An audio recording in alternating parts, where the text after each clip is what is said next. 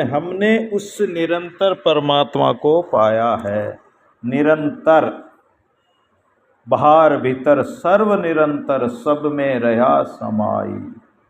वो बाहर भीतर, हमारे बाहर भी है तो वो भीतर भी है। काया के भीतर भी वही है और काया के बाहर भी वही है।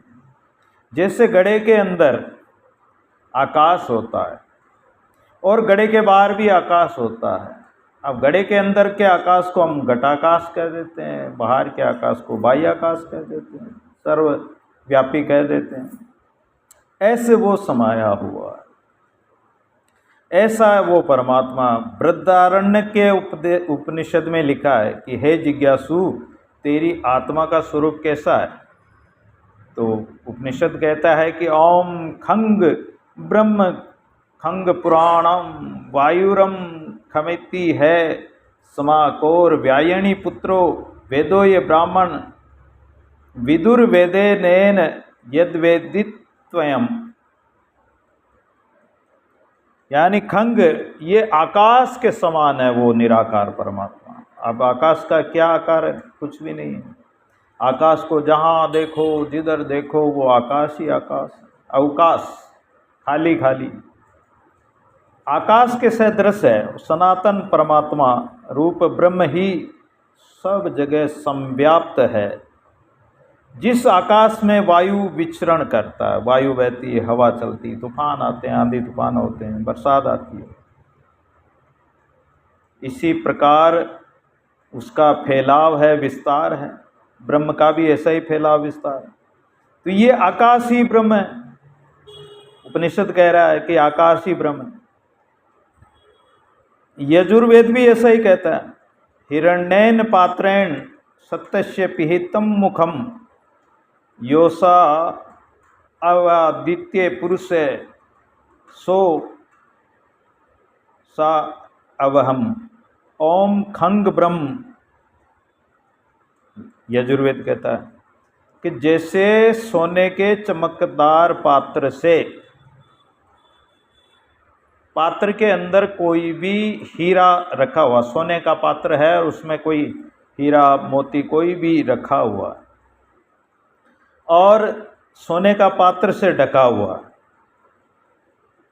तो आकाश तो जड़ है। फिर कहा कि कम ब्रह्म, वह सुख रूप है। ब्रह्म कैसा सुख स्वरूप है। संसार के जितने भी लोक है, शरीर है, जीव है, वो एक रस नहीं है। उनमें कई क्लेश, अविद्या, अस्मिता, अभिनिवेश आदि पंच क्लेशों से वो ग्रसित हैं। लेकिन परमात्मा सुख स्वरूप है। परमात्मा में सदा सुख है, आनंद है, वो एक रस रहता है। पीव परमात्मा पाया। कैसे पाया हमने? इस प्रकार उस परमात्मा का अनुभव किया है, परिचय किया है। पाया अर्थात उससे, हम उससे मिलें। वो हमसे नहीं मिला, हम उससे मिले, क्योंकि हम बिछुड़ गए थे। जैसे हम घर छोड़कर कहीं, कोई पढ़ा लिखा नहीं हो या जिसकी बुद्धि कम काम करती है और घर छोड़कर वो बाहर गली में भी निकल जाए, तो वो गली वापस आते वक्त भूल जाता है कि मुझे कौन सी गली में जाना, कौन से घर में जाना, भूल जाता है। लेकिन जब वो घूमता घूमता घूमता अगर वापस आ जाए तो घर तो वहीं का वहीं। तो परमात्मा तो सर्वव्यापी, वो तो वहीं का वहीं है। केवल अपने को मिलना है। परमात्मा मिला हुआ, केवल अपने को मानना है। पहले जानना है, जानकर मान लेना है। संत जो कह रहे हैं, संतों की बात को मान लेना, शास्त्र की बात को मान लेना ही। तो हम उससे मिलें, पाइया, हमने उसे पाया है। हम कोई वाहन में बैठकर किसी शहर आदि में जाते हैं तो क्या कहते हैं कि फला गांव आ गया। गांव तो कहीं आया और गया, गांव तो वहीं का वहीं है। हम ही तो गए, चाहे वाहन से गए, चाहे पैदल गए, कैसे भी गए, तो हम ही तो जाकर उस गांव में पहुँचे। तो ऐसे हमने प्राप्त किया है। पंखी उनमनी जाए, तय पंखी उनमनी जाए। अच्छा, कैसे मिले? वो कैसे मिला कि उन्मनी पक्षी जैसे आकाश में उड़ता है, ऐसे ही हमारा ये जीव आत्मा रूपी पक्षी उदासीन होकर, उदासीन संसार दशा से ऊपर उठकर संसार के पदार्थों में, माइक मोह में जब तक ये मोहित रहेगा तब तक तो ये उदास हुआ ही नहीं, उन्मन हुआ ही नहीं। उन्मनी अवस्था तो तभी आएगी कि सांसारिक दशा से ऊपर उठकर और इसके ज्ञान वैराग्य रूपी पंखों से ये उड़कर परमात्मा की ओर सप्तों मंडल भेदिया, ये सातों मंडल भेद कर, यानी ये पक्षी शून्याकाश में चला जाए। जो शून्य स्वरूप परमात्मा, परम शून्य जो परमात्मा है, उस परमात्मा में जाकर मिल जाए। साध खग मग शून्य में दो दिस गोपाल, जन रज्जब देखे जगत चले कौन यहूँ चाल। साधु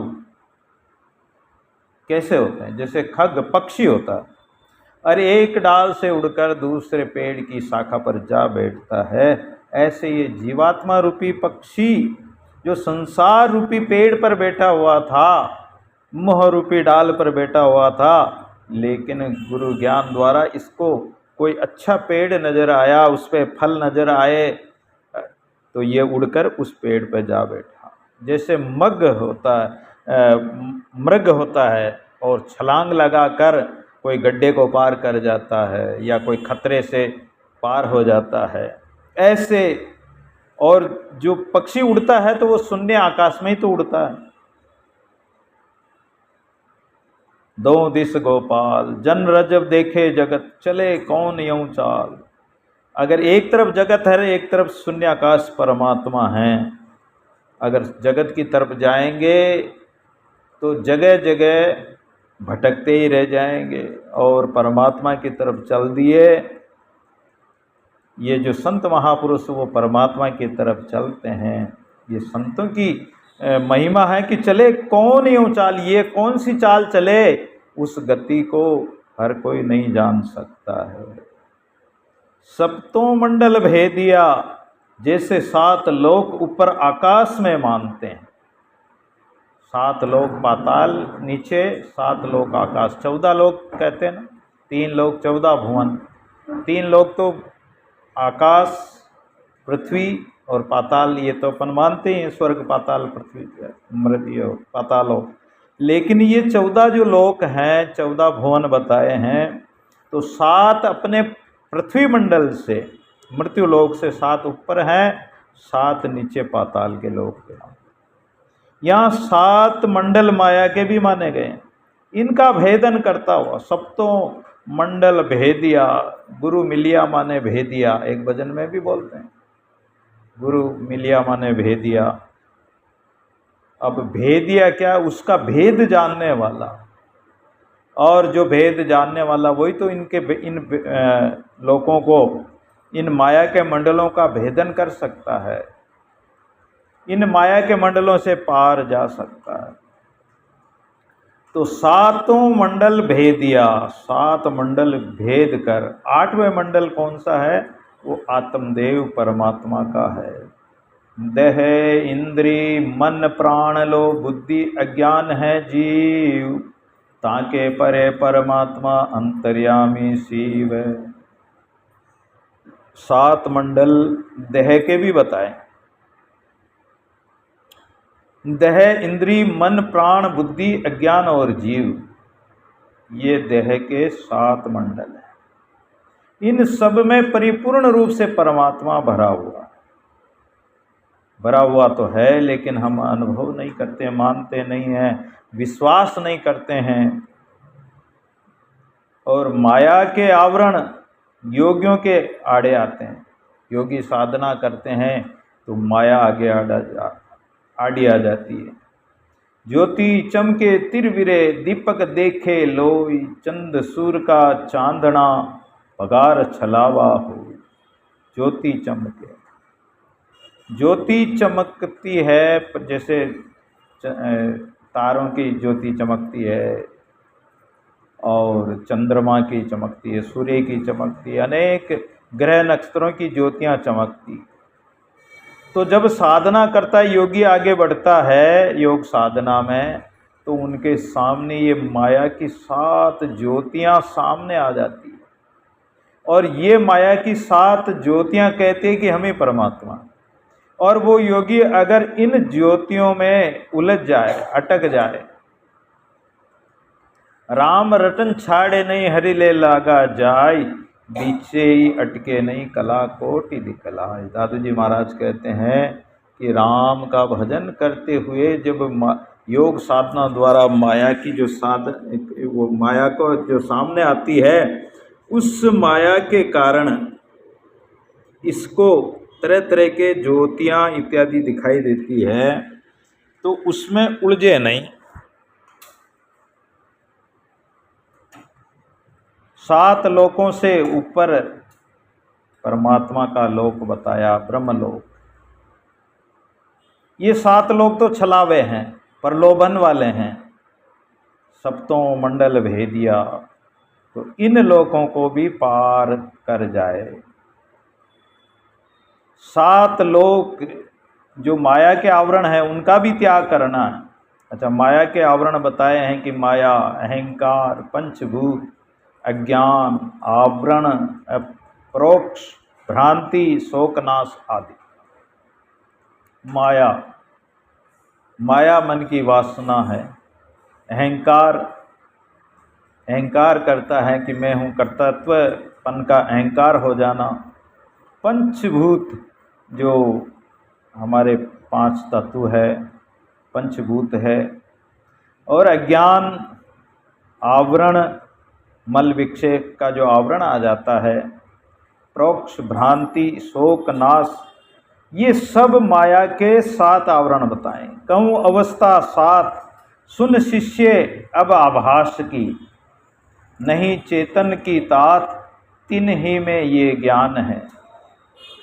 7 अवस्था बता रहे हैं, शिष्य को सुना रहे हैं कि ये आभास की है, आभास है, वास्तविक नहीं है, अधिष्ठान नहीं है, ये आभास है। जो चेतन है वो तो स्वस्वरूप है, चेतन सदा ब्रह्म है, और उसमें आभास ये माया का होता है, लेकिन ये सत्य नहीं है। और ये इनको सत्य न मानकर इनमें न अटके, वहीं तो उस ब्रह्म स्वरूप को प्राप्त होता है। एक अज्ञान आवरण जानो, भ्रांति दुविधा पुनः ज्ञान पिछानो, शोक नाश अति हर्ष अपार, सप्त अवस्था इमे निर्धार है। ये सारी अवस्थाएं माया के आवरण की बताइए। सप्त धातु की दह को करण कबूले नाय, जन रज्जब उर अष्टमा, बोध बश्या मन मान। ये 7 धातु की जो दह बनी हुई है, इसको स्वीकार नहीं करें, इसके अध्यास का त्याग करें, और उर अपने हृदय में ही, अपने अंतःकरण में, रज्जब जी महाराज कहते हैं कि बोध विषया मन माय, अपने मन में ही तो उस परमात्मा का बोध है, ज्ञान है। तो मास्त्वक रोम जूं जननी की ये जान, नाड़ी बीरज अस्तियां सप्त धातु मन मान। इस प्रकार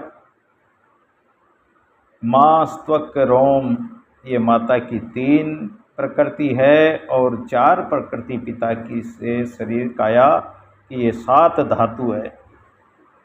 तो इन 7 धातुओं से भी अपना शरीर बना है, लेकिन इसके अहंकार का परित्याग करें, इनके अहंकार विषय वासना को त्याग कर 8वां जो परमात्मा है उस परमात्मा में जाकर मिल जाए, अभेद हो जाए, तो ये सप्तों मंडल भेदिया। फिर कहाँ रहना है कि अष्टे रया समाय, 8वें में जाकर समाना है, उसमें लीन होना। एक दृष्टांत के द्वारा भी संत महाराज कहते हैं, बाग सप्तगह मंडल के लखत रहे सब कोय, बिन देखे अष्टम गया भूप बना फिर सो। नारायण दास जी महाराज ने ये दोहा लिखा है कि एक राजा ने दर्पण में मुख देखा तो उन्हें प्रतीत हुआ कि मेरे कानों के पास में श्वेत बाल आ गए हैं और मेरा बुढ़ापा प्रारंभ हो गया है। उसने विचार किया कि मेरी मृत्यु का बुलावा कब आ जाए कोई कुछ कह नहीं सकता। तो उसने विचार किया कि मेरे कई पुत्र हैं और मैं उनको अगर राजगद्दी सौंपता हूं तो पता नहीं वो चला पाएंगे या नहीं चला पाएंगे, कौन योग्य कौन अयोग्य है। अगर अयोग्य व्यक्ति को बैठा दिया जाएगा तो राजकोष को नष्ट कर देगा, प्रजा को भी दुख देगा। कहते पहले ही परीक्षा करके और उसको राजगद्दी पर बिठाऊंगा और मैं बाद में भजन में लग जाऊंगा। परीक्षा लेने के लिए राजा ने अपने विशाल बाग में जो मुख्य राजद्वार था, उस राजद्वार के दोनों तरफ बाग के अंदर उसने अनेक कलाओं से उस बाग को सजाया। जितने भी कलाकार थे, जितने भी खाने पीने की सामग्रियां बनाने वाले थे, मूर्ति इत्यादि अनेक वस्तुएं, देखने की, पीने की, खाने की, भोगने की, सब वस्तुएं वहाँ दोनों तरफ रखवा दी गई और निःशुल्क उपभोग करने का आदेश दे दिया कि इस बाग में, इस दरवाजे से, राज दरबार से जो व्यक्ति प्रवेश करके और मेरे पास एक घड़ी में आ जाएगा, ये घोषणा करवा दी कि मेरे पास एक घड़ी में आ जाएगा तो मैं अमुक दिन और उसे इस महल का, इस राज का राजा घोषित कर दूंगा। ऐसा उन्होंने घोषणा करवा दी। अब लोगों ने विचार किया कि जब बाग में प्रवेश किया, अच्छा प्रवेश करने के बाद में भी उनका कुछ समय होता था कि 2 घड़ी तक ही उस बाग में रह सकते, नहीं तो जो वहाँ के सिपाही रहते हैं वो उनकी पर्ची देकर और उनका समय पूरा हो जाता तो उनको डंडे मार कर निकाल देते हैं और वापस नहीं घुसने देते हैं।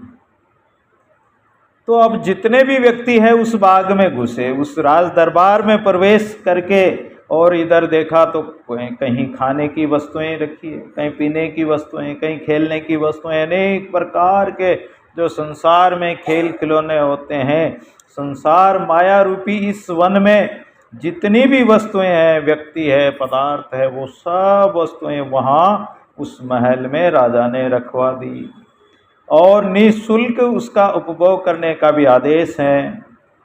लेकिन जो मेरे पास 2 घड़ी में, 2 घड़ी तो वहाँ रुकने का समय, लेकिन 1 घड़ी में मेरे पास पहुँच जाएगा तो उनको मैं राजा बना दूंगा।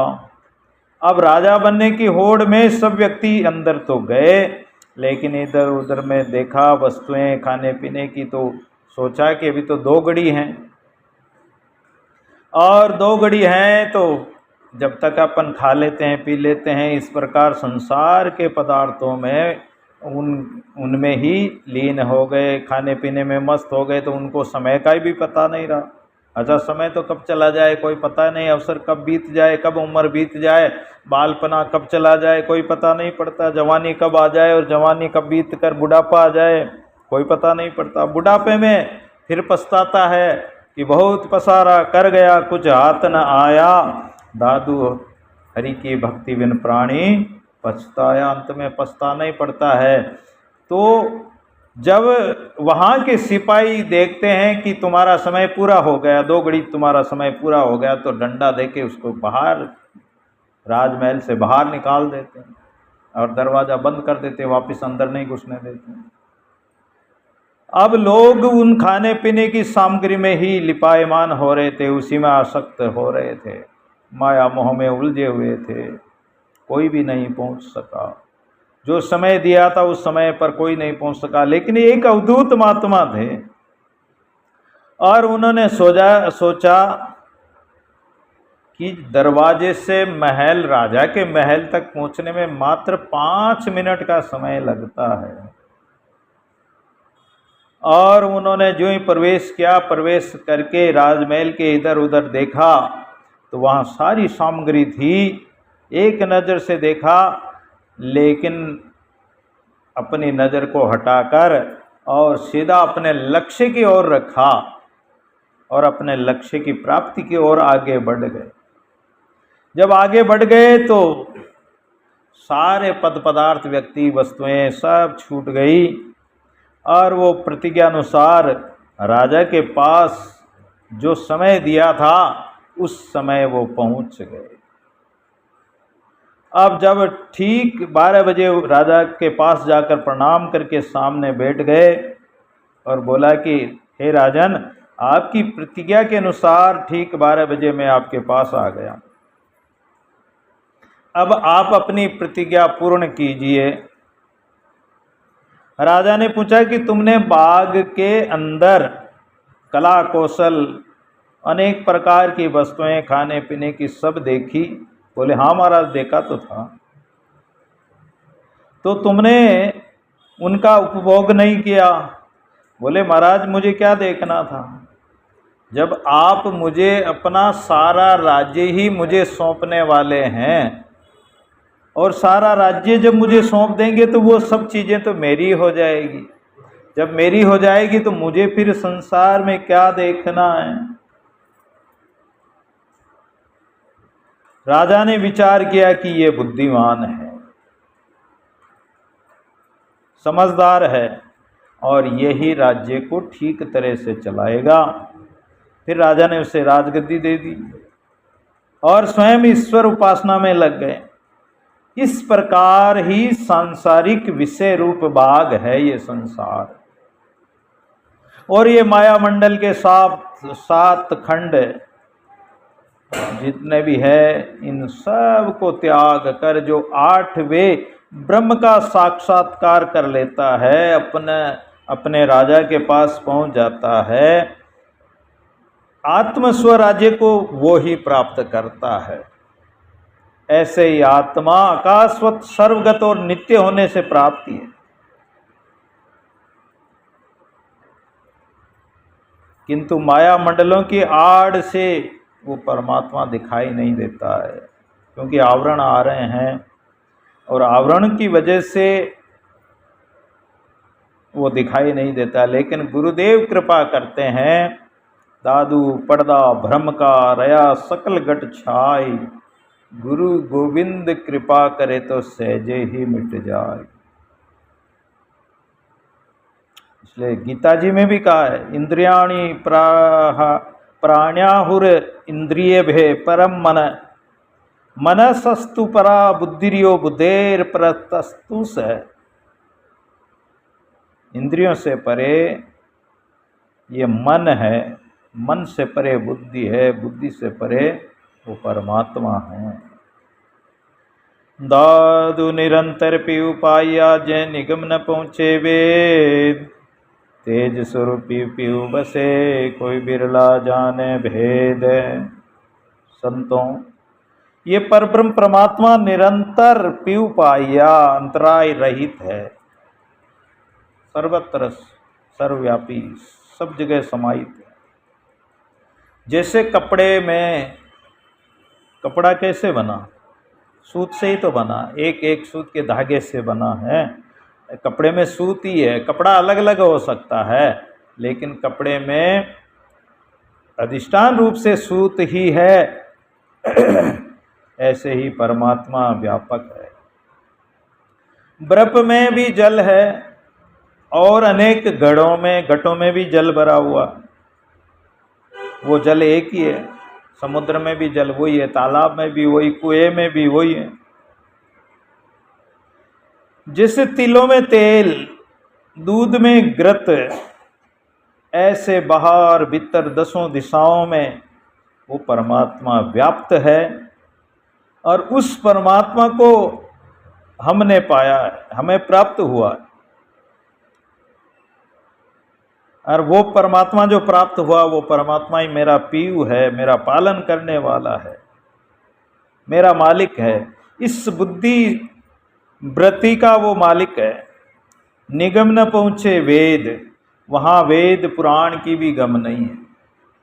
वेद पुराण तो पीछे रह जाते हैं। वेद तो कहता है कि न एति न इति न इति, यानी बस इतना ही है, इतना ही, हम आगे नहीं जानते हैं। निगम वेद पर्याय, वेदादि ज्ञान से भी ये अगम्य अगोचर है। वेद का अंतिम भाग जो वेदांत कहलाता है, उस ज्ञान के द्वारा उस ब्रह्म को जाना जाता है। प्रत्यक्ष तो वेद भी नहीं जानता है, लेकिन वेद संकेत तो करता है। वेद थके कही तंत्र थके कही ग्रंथ थके निस्वासुर गाते, शेष थके शिव इंद्र थके पुनि खोज किया बहु भांत गिराते, पीर थके अरु मीर थके पुनि धीर थके बहु बोल गिराते, सुंदर मौन गही सिद्ध साधक कौन कहे उसकी मुख बातें। सुंदरदास जी महाराज कहते हैं कि वेद भी थक जाते हैं, तंत्र भी थक जाता है, ग्रंथ भी थक जाते हैं। वो गाते तो हैं, रात दिन गाते हैं। शेष महेश इंद्र भी थक जाते हैं, वाणी भी थक जाती है। पीर मीर धीर ये भी बोलते तो हैं, लेकिन ये भी, उनकी भी वाणी थम जाती है। सुंदर मौन गही सिद्ध साधक, बड़े बड़े सिद्ध महापुरुष हो गए, साधना करने वाले साधक संत हो गए, उन्होंने भी मौन धारण कर लिया कि ब्रह्म जान्यो है, ब्रह्म जान्यो है तो चुप वे, चुप हो जाएगा, मुख द्वार से मौन हो जाएगा। कौन कहे उसकी मुख बातें। गूंगा गुड़ खाए, गूंगा व्यक्ति क्या बताएगा, गुड़ तो खा लेता है लेकिन कह तो नहीं सकता है, अनुभव का आनंद ले सकता हो, मुंह फुलाएगा, कांख फुलाएगा, लेकिन कह नहीं पाएगा, वो मौन ही रहेगा। तेज स्वरूपी पीयू बसे, उसके तेज से देवताओं के शरीर वैकुंठ आदि भी निस्तेज हो जाते हैं। उस तेज के सामने जब तेजोमय तखत अकबर को दादू जी महाराज ने दिखाया, तो अकबर के पास कहते हैं कि 24 पीर उनके तखत की रक्षा करते थे, लेकिन अकबर जैसा ज्ञानी और पीरों वाला भी उसके तेज को सहन नहीं कर पाया। उस नूर से सब नूर दिसे, तेज से सब तेज, उस ज्योति से सब ज्योति चमके, हेज से सब हेज। आप ताप और महताप तारे, हुक्म उसके चाल है, यूं कहत सुंदर कब्ज द्वंदर, अजब ऐसा ख्याल है। वो कैसा ख्याल है, कैसा तमाशा है, कैसी उसकी लीला है कि उस नूर से ही सारे जितने भी तारे इत्यादि, सूर्य चंद्रमा, जितने भी ज्योतियां हैं, उन सब में उसी का नूर, घट घट में उसी का नूर दिखाई देता। तेज से सब तेज है, उस ज्योति से सब चमकते हैं। आप ताप और महताप, आप ताप सूर्य, महताप चंद्रमा, हुक्म तारे, सब उसके चाल है। यूं कहत कब्ज सुंदर कब्ज द्वंदर, अजब ऐसा ख्याल है। कैसा अद्भुत प्रकाश है उस परमात्मा का, खेल है। सब तेजों में उसी का तेज बसता है, इसलिए, और सब में बसने से उसको वासुदेव भी कहा है। वासुदेव अग्नि को भी कहते हैं, वासुदेव उस परमात्मा को भी कहते हैं। कोई विरला जाने भेद उस परमात्मा का भेद, कोई विरला ही ब्रह्म विचारी महापुरुष ही जान सकता है। कबीर जो नैनन में पूतली, त्यों खालिक गटमाए, मूर्ख लोगन जान ही बाहिर ढूंढन जान। कबीर जी महाराज कहते हैं कि वो परमात्मा कैसा है, जैसे हमारे नेत्रों की पुतली है। वो खालिक घटमाए हमारे घट में है, लेकिन हम नेत्रों की पुतली आड़े आ जाती तो हमें कुछ दिखाई नहीं देता है। ऐसे ही मूर्ख लोग अज्ञानता वश, आवरण के वश बाहर ढूंढन जाए, है वो अपने भीतर ही, लेकिन बाहर ढूंढने जाते हैं। कई दौड़े द्वारिका, कई काशी जाए, कई मथुरा को चले, साहिब घट ही माय, वो घट में ही समाया हुआ। दादु निरंतर पीऊ पाइया, तीन लोक भरपूर, सबसे जो साईं बसे, लोक बतावे दूर।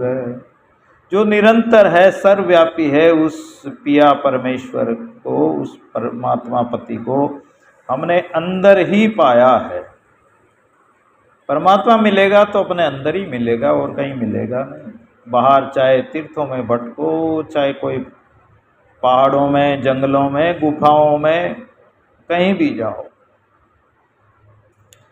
कहीं उदास रहे प्रभु कारण, कहीं कहीं उठ जाए कहीं के, कहीं प्रणाम करे गढ़ मूरत, कहीं पहाड़ चढ़े चढ़ छीके, कहीं करे आसमान के ऊपर, कहीं कहे प्रभु हेठ जिमी के, मोर धनी नहीं दूर दिशंतर, मोहि में है मोहि सुजतनी के।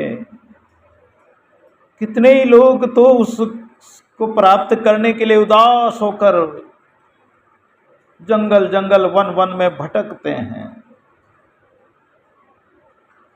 कोई कहीं से उठकर कहीं जा रहा है कि यहाँ नहीं है तो वहाँ मिलेगा। कोई किसी मूर्ति को बनाकर, मिट्टी की मूर्ति बना दी, पत्थर की इत्यादि किसी की भी मूर्ति बनाकर उसको प्रणाम कर रहा है कि मेरा परमात्मा इसमें है। कहीं पहाड़ चढ़ जाते हैं और पहाड़ की चोटी पर चढ़कर और वहाँ से कूद जाते हैं कि मेरा परमात्मा मिलेगा। चढ़ छींके, कहीं करे आसमान, कहीं कहे आसमान के ऊपर, कोई कहते हैं कि परमात्मा तो ऊपर है। कई कहे प्रभु हेठ जमी के, कोई कहते हैं कि पाताल में है। जैसे अभी कहते हैं कि भगवान पाताल लोक में अभी शयन कर रहे हैं। देव सौनी 11 गई है अभी, तो भगवान सो रहे हैं। कहाँ सो रहे हैं? बलि राजा के वहाँ सो रहे हैं, वहाँ आराम कर रहे हैं, जमी के नीचे पाताल में बताते हैं। मोर धनी नहीं दूर दिशंतर, सुंदरदास जी महाराज कहते हैं कि मेरा धनी बाहर नहीं है, कहीं दूर देशांतरों में नहीं, 10 दिशाओं में नहीं, वो तो मेरे अंदर ही है। मोई में है मोई सूजतनी के, वो मेरे अंदर ही है और मुझे सूजत नीके, यानी अच्छी तरह से मुझे सूझ रहा, दिखाई दे रहा है। तो कोई पाताल में बताते हैं, कोई लोक में बताते हैं, कोई क्षीर सरोवर में बताते हैं, कोई वैकुंठ में भी बताते हैं, लेकिन मेरा धनी तो मेरे भीतरी निवास, अंतरात्मा में निवास कर रहा है। 3 लोक में है वो और घट घट में निवास करता। सब से जो साईं बसे, सबकी बुद्धि में भी वही प्रकाशने वाला है। लोग बतावे दूर, लोग चाहे उसे दूर बताते रहो, दूर कहने सुनने से क्या होगा? वो तो सर्वत्र है, समान है, सर्वव्यापी है। सभी देवताओं ने सर्वत्र ढूंढा लेकिन भगवान कहीं नहीं मिले, तो शिव जी ने क्या कहा? हरि व्यापक सर्वत्र समाना, प्रेम ते प्रगट होए में जाना। भगवान भोलेनाथ बोले कि अरे देवताओं, तुम कहाँ ढूंढते? भगवान को तुमने ढूंढा ही नहीं। बोले हमने तो फला फला जगह ढूंढ लिया, कहीं नहीं मिला। बोले परमात्मा तो सर्वत्र है, सभी में व्यापक है, तो प्रकट कैसे होगा? बोले प्रेम से प्रकट होगा। प्रेम से पुकारो तो सही। पलक माई प्रगटे सही, जे जन करे पुकार, दीन दुखी तब दे कर त्या तुरती बार। पलक में ही वो प्रकट हो जाता है, केवल पुकारने की आवश्यकता है।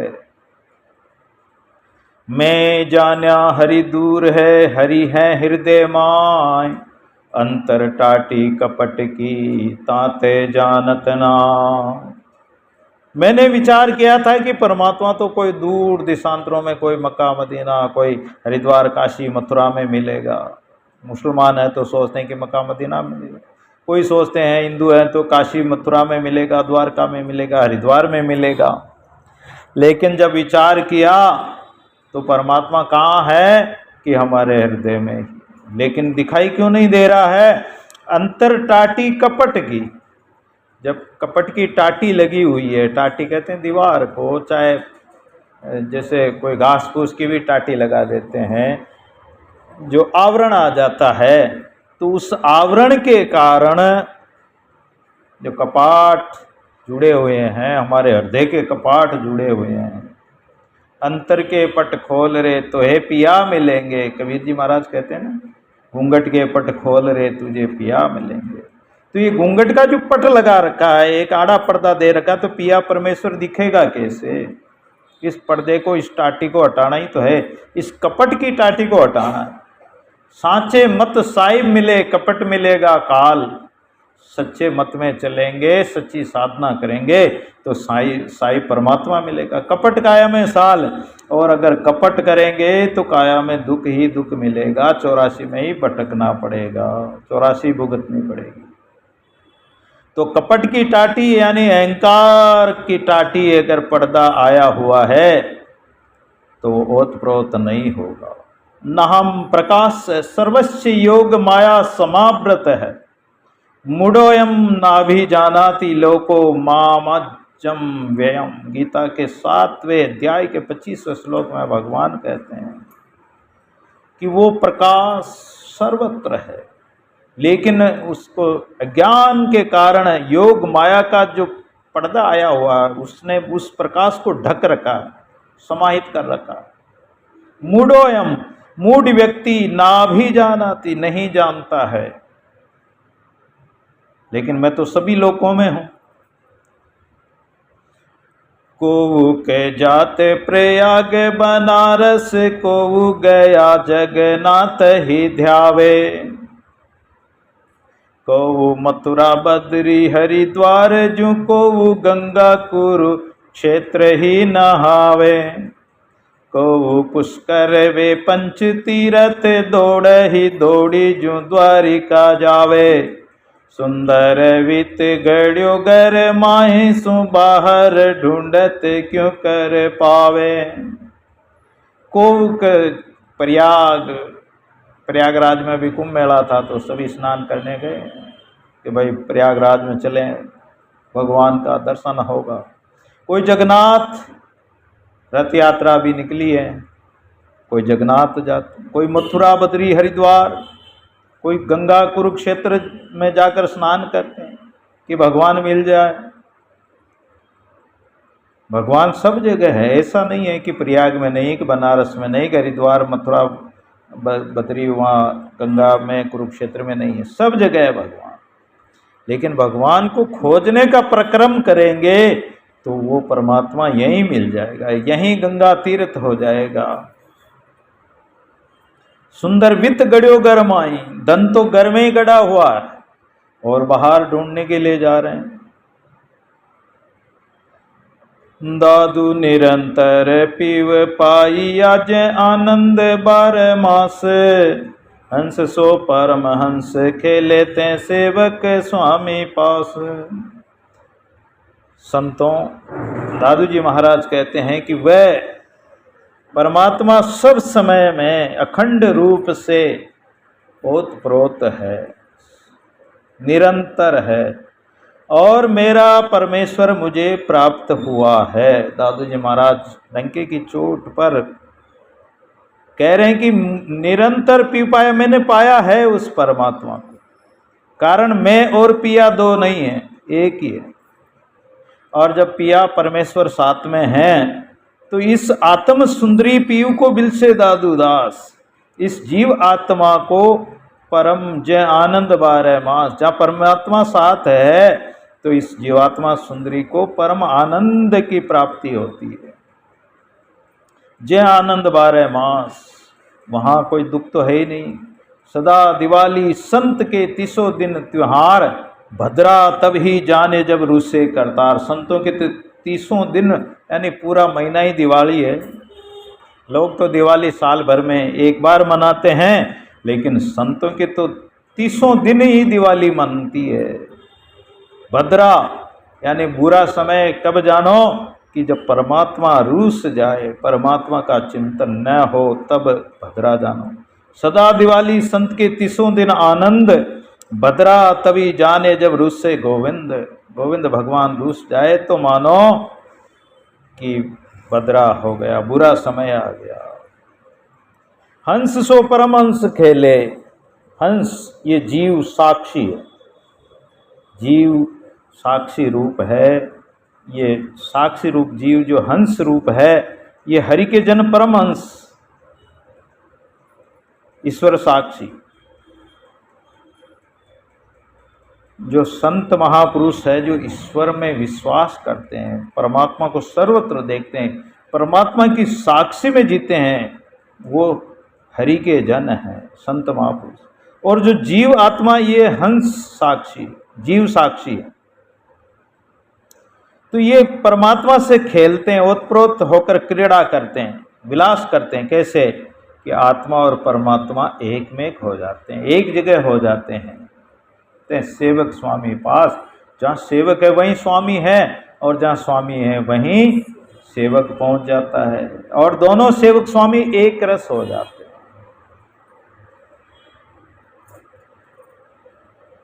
विक्षेप कबहु न होए हरि से निकट, व्रति नित्य ही ताहा सदा सन्मुख रहे, आगे हाथ जोड़े व्रते ही। पल एक कबहु न होई अंतर, टकटकी लागी रहे, ये परा भक्ति प्रकाश परिचय, शिष्य सुन सतगुरु कहे। जब जीव और परमात्मा एक रस हो जाते हैं तो उनके कोई विक्षेप नहीं होता है, कोई अंतराय नहीं रहता है, वो एक मेक हो जाते, एक रस हो जाते, निकट वृत्ति नित्य ही। और उस जीवात्मा की वृत्ति नित्य ही उस परमात्मा की वृत्ति में मिल जाती है।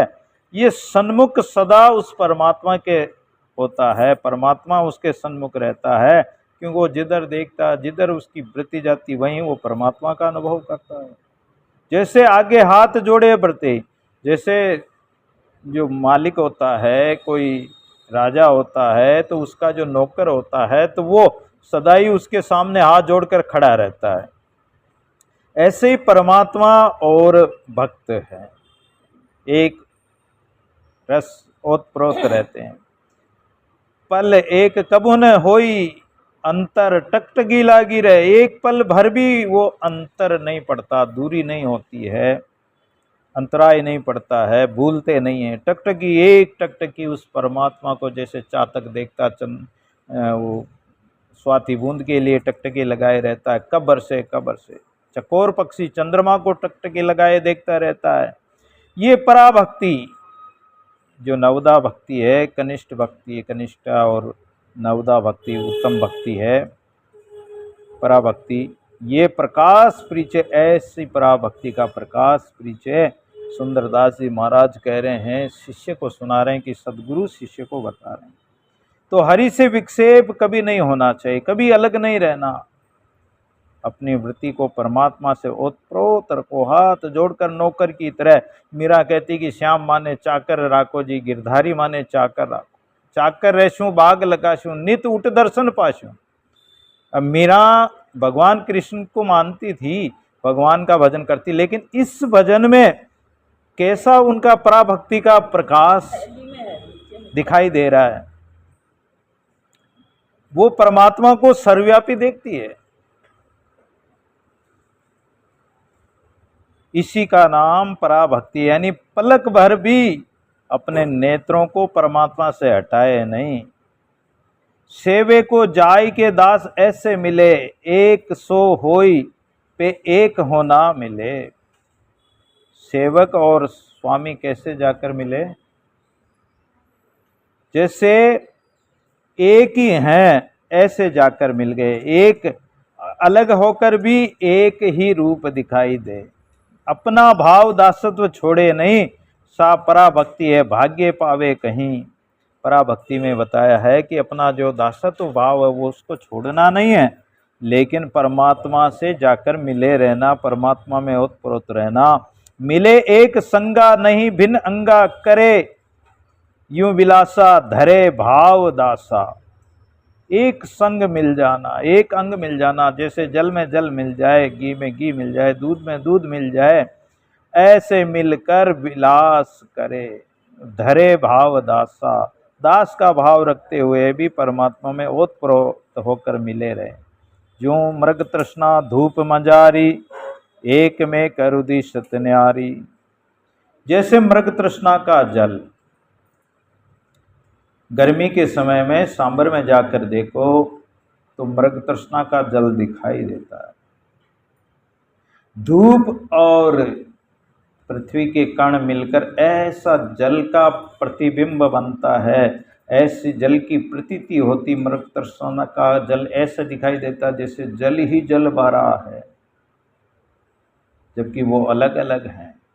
दिखाई प्रकाश, जो सूर्य का प्रकाश हो रहा, धूप पड़ रही, वो अलग है, पृथ्वी के कण अलग है, लेकिन दूर से ऐसा लगता है कि वो एक ही है। ऐसे त्यों ही स्वामी सेवक एका, सेवक और स्वामी अलग अलग हैं, लेकिन वो एक में एक ही है। सुख विल से ये भिन्न विवेका, और सुख पूर्वक आनंद पूर्वक आनंद रस प्राप्त करते हुए भी उस परमात्मा में मिले रहते हैं। विवेक के द्वारा, ज्ञान के द्वारा उस परमात्मा में ओतप्रोत होते हैं। किस समय तक करना आप बता देना, टाइम बता देना। दादू रंग भर खेलूं पीवसूं तैं बाजे वेणु रसाल, अकल पाट पर बेटा स्वामी प्रेम पिलावे लाल। मैं अपने पिया से रंग भर खेलूं, बिरहानी कह रही है, भक्त कह रहा है कि अपने पिया परमेश्वर से कैसे खेलूं, कि जैसे होली में रंग एक दूसरे पर रंग डालते हैं, फागुन में गुलाल उड़ाते हैं, रंग बरसाते हैं, तो ये भक्ति रूपी रंग मेरी भावना में ऐसा भर गया है कि मैं पिया परमेश्वर से ओतप्रोत होकर खेलूं। दादू जी महाराज ने भी पदों में कहा कि तै खेलूं पिवसूं नित ही भाग, देख सकीरी मेरो भाग। मैं तो उस परमात्मा से रात दिन खेलूं निरंतर। हरि में हरिदास विलास करे, हरि से कबो न बिछो परे। हरि अक्षय त्यों हरिदास सदा, रस पीवन को ये भाव जुदा। हरि में हरिदास, परमात्मा में हरि के भगत विलास करते, आनंद क्रीड़ा करते हैं, और परमात्मा से कभी बिछो यानी वियोग नहीं होता उनका। हरि अक्षय, परमात्मा कभी क्षय नहीं होता, वो सदैव रहता है। ऐसे ही हरि के दास भी उस परमात्मा से मिलकर अक्षय हो जाते हैं। रस पीवन को ये भाव जुदा, और जब तक रस पीते हैं, रसपान करते हैं, तब तक सेवक स्वामी का भाव रहता है। जब प्राणों को स्थिर करके, प्राणायाम द्वारा, साधना द्वारा इन प्राणों को स्थिर करके, और जब ये प्राण मस्तक में चढ़ा लेते हैं योगी महात्मा, तो ये ऊर्जा जो है, ये जीव आत्मा, ये प्राणात्मा आंतरिक मंडलों की यात्रा करती। और जब आत्मा महाशून्य में पहुंचती है, तो वहां मान सरोवर में स्नान करने के पश्चात वो हंस रूप हो जाती। कौवा मानसरोवर में जाके स्नान करे तो वो भी हंस रूप हो जाता है। ऐसे ये अज्ञान रूपी प्राणी, ज्ञानी और वासना वाला ये काग रूपी जीव आत्मा अगर हंस महापुरुष, संत महापुरुषों की संगत करे तो हंस से काग बनाते हैं। संतन के संग लाग रे तेरी अच्छी बनेगी, तो काग से हंस बनाते हैं। ऐसे संत महापुरुषों के संग से हंस बन जाते हैं और मानसरोवर, सत्संग रूपी मानसरोवर में जो स्नान कर लेते हैं, तो वहाँ जब हंस रूप हो जाते हैं और वहाँ इसके अंतःकरण में अंदर ही अंदर बाजे बजने लगते हैं। तैं बाजे वेणु रसाल, आग। होली में जैसे बाजे बजते हैं, वेणु, बंसी, वीणा, ताल, मृदंग, जींज, डफ, समुद्र गर्जन, भंवर, गुंजार, घंटा की टंकार, मेघ ध्वनि, ऐसे 10 प्रकार के बाजे बजते हैं, अनहद नाद बजता है। 10 प्रकार की ध्वनि योगी सुनते हैं। सुंदरदास जी भी इसे अनंतनाद कहते हैं। महाराज की लीला में भी जैसे भगवान ने वेणुवादन किया, ते बाजे वेणु रसाल। जब वेणुवादन किया तो गोपियां दौड़ दौड़ कर आने लगी और महाराज की लीला हुई, भगवान ने लीला की। ऐसे ही हमारी जो इंद्रिय रूपी ये जो सखियां है, ये वृत्ति रूपी जो सखियां हैं, ये सब दौड़ दौड़ कर उस परमात्मा की धुन को सुनती है। जब ही अष्ट कुंभक सदे बजे अनहद नाद, 10 प्रकार की ध्वनि सुने छूटे सकल विषाद। जब अष्ट कुंभक सदे, 8 प्रकार के कुंभक बताए हैं। अब साधना करे तो ये सारी बातें समझ में आती है। श्वास को बाह्य कुंभक, श्वास को बाहर निकाल के बाहर रोकना, ये बाह्य कुंभक होता है। सांस को अंदर लेना और अंदर ही अंदर जितनी देर तक रोक सकें उसको अंत कुंभक कहते हैं। रेचक, पूरक और कुंभक। श्वास बाहर निकल रहा है, श्वास अंदर जा रहा है, रेचक, पूरक, और अंदर रोकना वो कुंभक है, बाहर बाह्य कुंभक। ये जब अष्टई कुंभक सदे तो बजे अनहद नाद। अनहद नाद शब्द कब सुनाई देगा कि ऐसी साधना की जाए। और जब 10 प्रकार के नाद योगी सुन लेता है तो उसके सकल विवाद, विषाद, दुख सब नष्ट हो जाते हैं। सुंदरदास जी महाराज ने बहुत खोल कर कहा, प्रथम भ्रमर गुंजार शंख ध्वनि, द्वितीय कहिजे, तृतीय बजे मृदंग, चतुर्थे ताल सुनिजे, पंचम घंटा नाद, षष्ठ वीणा ध्वनि होई, सप्तम बाजे भेरी, अष्टम दुंदुबी दोई। अब नवमें ग्रज समुद्र की, दसम मेघ गोसाई गुने, कह सुंदर अनहद नाद को 10 प्रकार योगी सुने। भ्रमर गुंजार, जैसे भंवरा जो गुंजार करता है, टंकार लगाता है, ऐसी ध्वनि गूंजती है। अपन कान बंद करके, आंख बंद करके और थोड़ी देर सुनते रहें तो हमारे अंदर अनेक प्रकार की आवाज़ें सुनाई देती, लेकिन अपन को सुनाई नहीं दे रही। जो योगी होता है वो कान बंद नहीं करे तो ही सुनाई देगा, क्योंकि वो बाहर की आवाज़ को, बाहर की नॉइज को नहीं सुन रहा है। अपने कान बाहर की आवाज़ को सुन रहे हैं तो अंदर की नहीं सुनाई देगी।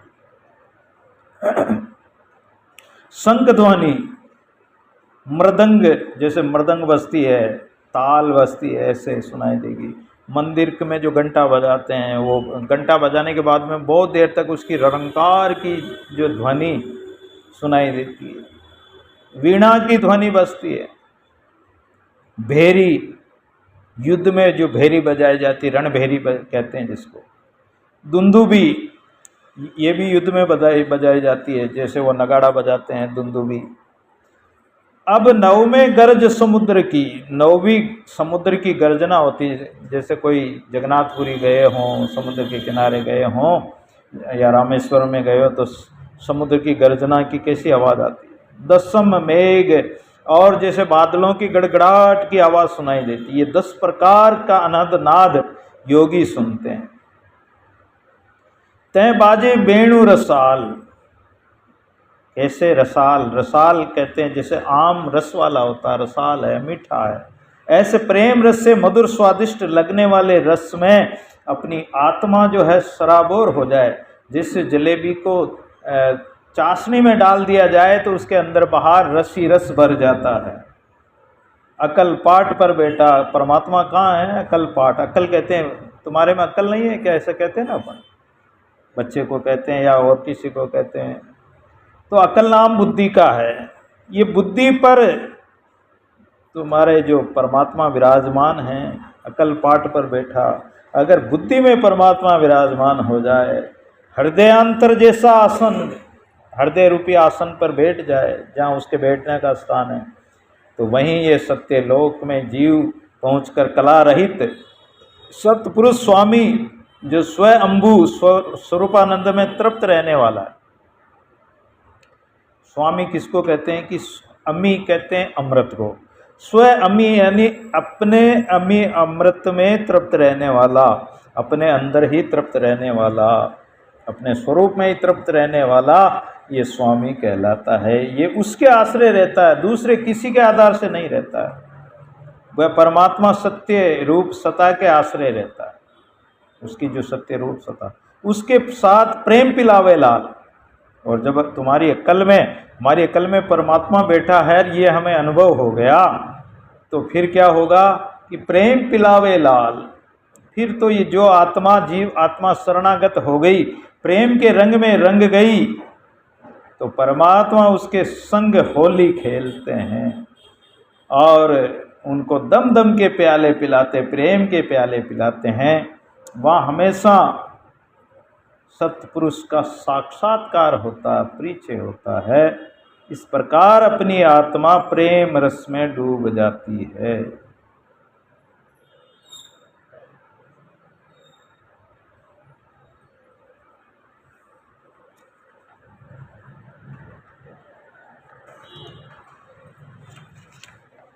तो दादू जी महाराज ने परिचय के अंग में वाणी के माध्यम से उस परमात्मा का साक्षात्कार कराया है और साक्षात परमात्मा भक्त के भाव से अंतःकरण में ही परमात्मा का विराजमान है, स्वरूप निवास करता है, बाहर भटकने की आवश्यकता ही नहीं।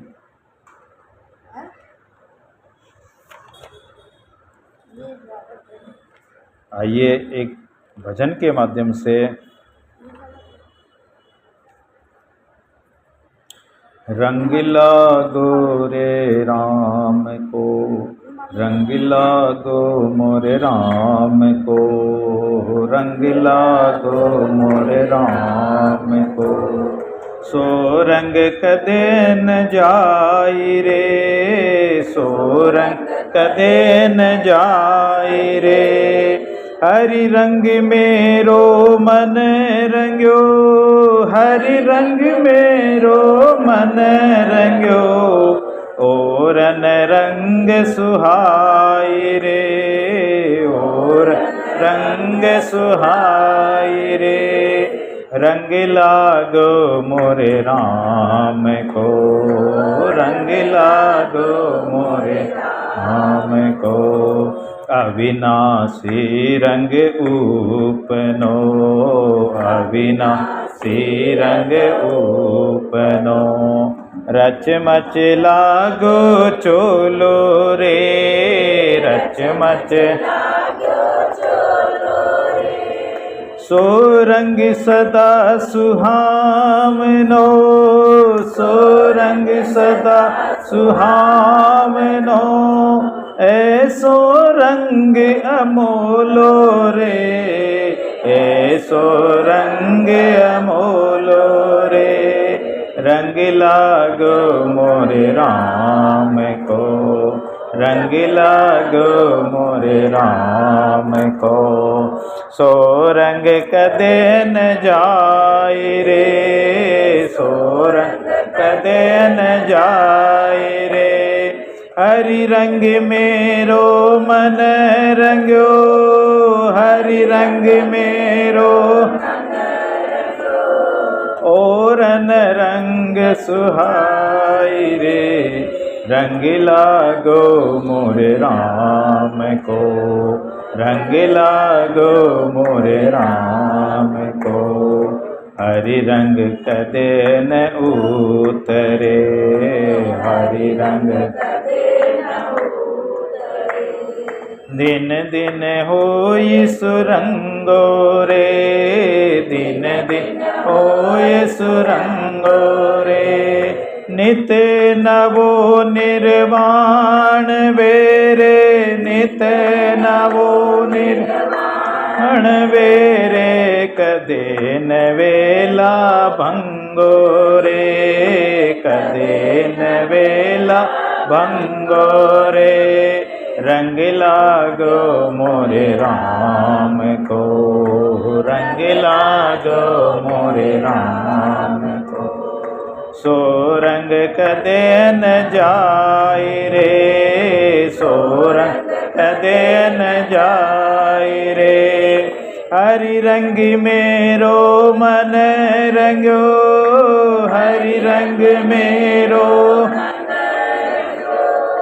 ओरन रंग सुहाय रे, और रंग सुहाय रे। रंग लागो रे राम को, रंग लागो मोरे साचो रंग सहजे मिलो, साचो रंग सहजे मिलो। सुंदर रंग अपारो रे, सुंदर रंग अपारो रे। भाग बिना क्यों पाइए रे, भाग बिना क्यों पाइए रे। सब रंग माई सारो रे, सब रंग रंग लागो मोरे राम को, रंग लागो मोरे राम को। अभरण को कावरणिए, अभरण कावरणिए। सो रंग सहज स्वरूपो रे, सो रंग सहज स्वरूपो रे।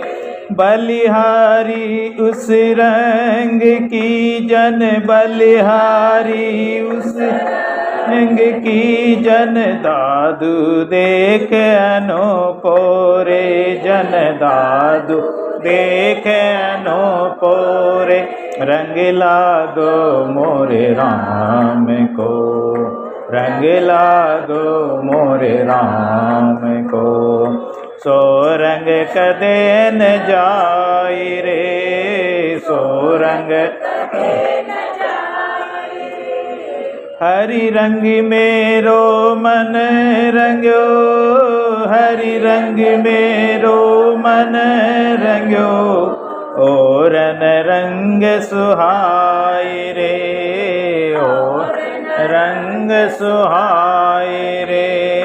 रंग लागो मोरे राम को, रंग लागो मोरे राम को। रंग लागो मोरे राम को, रंग लागो मोरे राम को। बोलो दादू दयाल महाराज की जय। वाणी जी महाराज की, सतगुरुदेव श्री भूरादास जी महाराज की, सर्व संत महात्माओं की जय। आज के आनंद की। दादू राम सत्य राम, दादू राम, दादू राम सत्य राम, सत्य राम।